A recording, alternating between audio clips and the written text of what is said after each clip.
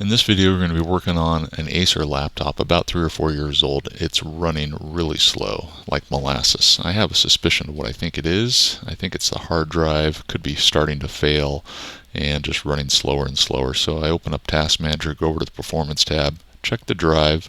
It's running at 100%, just like I was thinking.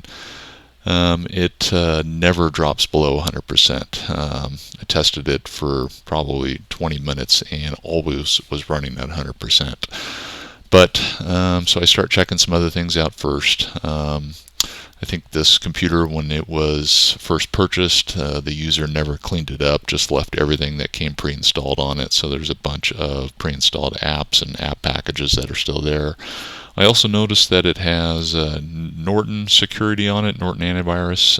When I see that, or if I see McAfee, I want to take those things off. Those are notorious for being slow and buggy programs, and they can definitely be a cause of computer running slower. So I always uninstall those two, whether it's Norton or McAfee. So I uninstall those and reboot. And now I'm waiting for it to come back up after the uninstallation. And next thing I'm going to do is I'm going to remove all the pre-existing apps, the app packages, basically clean it up and see if that makes any difference. So I'm going to use a PowerShell script that I have, and basically I'm going to be opening up PowerShell in administrator mode and then copy and pasting in my PowerShell script, which is going to go through and just basically clean things up. So now I'm just waiting for the script to finish, and it's just going through and uninstalling all these pre-installed app packages that comes with Windows. Normally this script runs really quick and it's done in about 5 seconds or so. It took an extremely long time to run on this one because of the issues with the hard drive. I sped up the video to make the video shorter, otherwise this would have taken maybe 45 minutes to record at normal speed. And once it's all done, then I reboot the computer.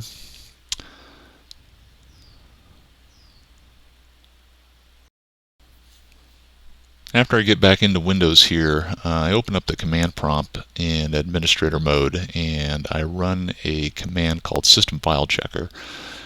System File Checker is a utility that comes with Windows that basically scans the Windows installation and checks for any errors.